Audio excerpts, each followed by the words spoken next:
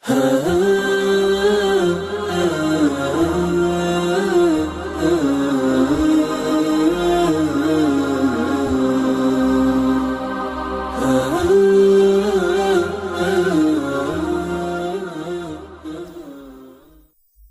اللہ الرحمن الرحیم اللہم صلی علی محمد وعلی آل محمد وبارک وسلم۔ بے حد و بے حساب درود و سلام حضور آقا کریم صلی اللہ علیہ وآلہ وسلم اور ان کی آل پر۔ السلام علیکم سامعین۔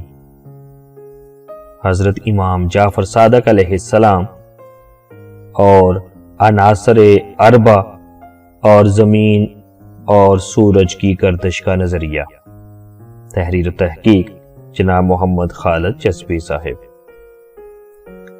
سامعین، حضرت امام جعفر صادق علیہ السلام نے آج سے سینکڑوں سال پہلے، جب دنیا میں صرف 4 عناصر یعنی ایلیمنٹس ہوا، پانی، مٹی اور آگ کی موجودگی کا نظریہ رائج تھا، یہ نظریہ پیش کیا۔ ہوا ایک عنصر نہیں ہے بلکہ کئی عناصر ایلیمنٹس کا مرکب یعنی کمپاؤنڈ ہے، اور اس میں ایسے اجزاء ہوتے ہیں جن کی موجودگی سانس لینے کے لیے ضروری ہوتی ہے۔ سامعین، جب 18ویں صدی عیسوی میں لودوازیہ نے آکسیجن کو ہوا میں شامل دوسری گیسوں سے جدا کیا اور بتایا کہ جو چیز جانداروں کے زندہ رہنے کے لیے ضروری ہے وہ آکسیجن ہے، تو سائنسدانوں نے خیال کیا کہ ہوا میں شامل دوسری گیسیں زندگی کے لیے بے فائدہ ہیں۔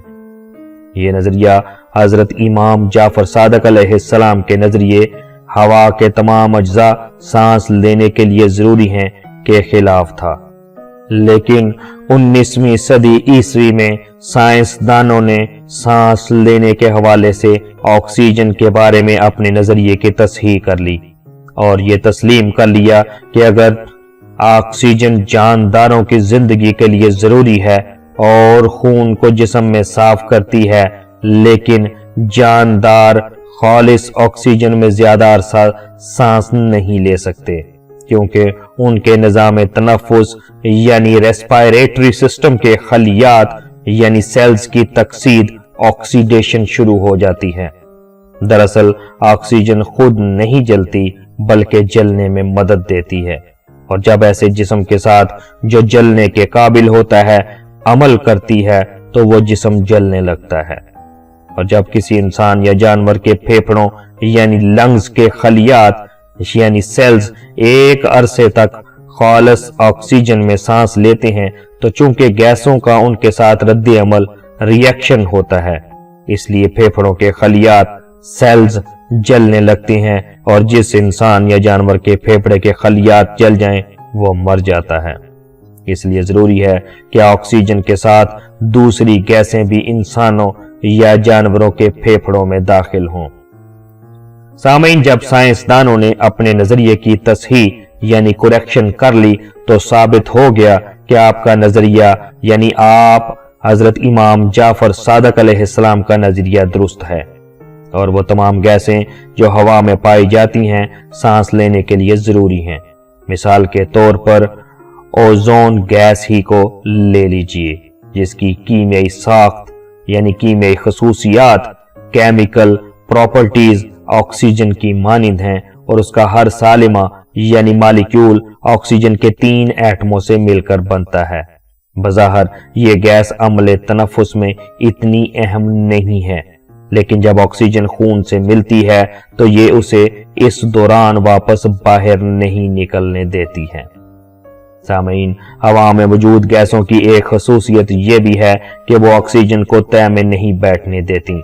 اگر اس طرح ہوتا تو آکسیجن سطح زمین سے ایک خاص بلندی تک رہتی اور دوسری گیسیں جو ہوا میں پائی جاتی ہیں آکسیجن سے اوپر رہتی، جس کے نتیجے میں تمام جانداروں کے اعضائے تنفس جل کر راکھ ہو جاتے اور زمین پر زندگی باقی نہ رہتی۔ یہی وجہ ہے کہ آپ کے نظریے ہوا کے تمام اجزاء سانس لینے کے لیے ضروری ہیں کہ 19ویں صدی عیسوی کے وسط سے لے کر آج تک تائید की जा रही है। आप वो पहले इंसान हैं जिन्होंने अनासरे अरबा के नजरिए को काबिले इस्लाह करार दिया। आज हमें ये आम सी बात महसूस होती है, लेकिन 8वीं सदी ईस्वी में ये एक इनकलाबी नजरिया था और उस दौर के लोगों की अक्लें इस हकीकत को कबूल नहीं कर सकती थीं कि हवा एक उनसर यानी एलिमेंट नहीं है।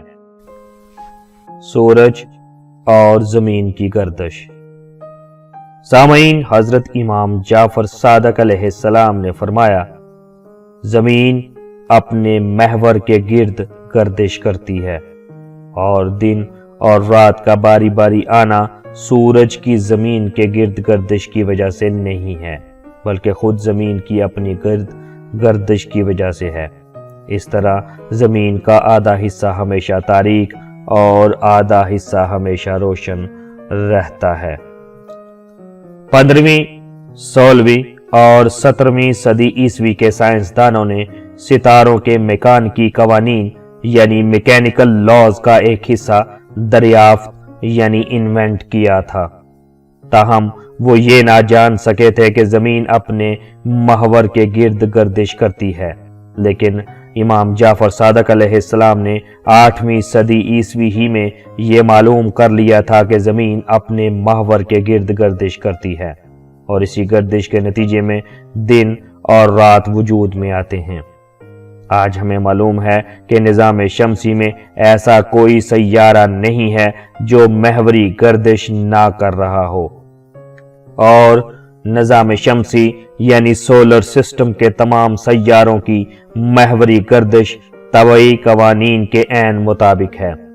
सूरज भी जो निज़ाम शमसी यानी सोलर सिस्टम का मरकज यानी सेंटर है और इस निज़ाम को चलाने वाला है, महवरी गर्दिश कर रहा है।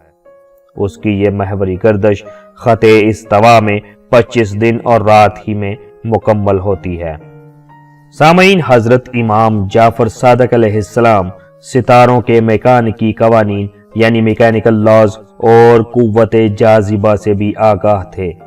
यानी आप मरकज की तरफ माइल करने वाली कुव्वत यानी सेंट्रीफ्यूगल फोर्स और गुरेज करने वाली कुव्वत यानी सेंट्रीफ्यूगल फोर्स से भी आशना थे। ख्याल रहे कि मरकज की तरफ माइल करने वाली कुव्वत यानी सेंट्रीफ्यूगल फोर्स ही की वजह से सैयारे अपने महवर के गिर्द गर्दिश करते हैं और इन कुव्वतों यानी फोर्सेस का इल्म रखे बगैर कोई भी इंसान जमीन की अपने महवर के गिर्द गर्दिश के मुतालिक आगाही हासिल नहीं कर सकता।